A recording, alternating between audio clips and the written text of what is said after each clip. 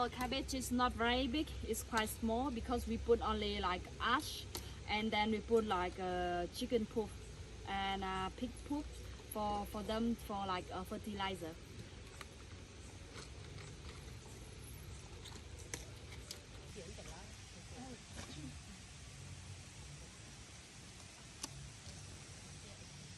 Now we will take the olive for our pigs and chickens, because this one is enough for today and tomorrow. We will not pick too many, because if we not finish, then it will be not very fresh. So now we just pick only the olive.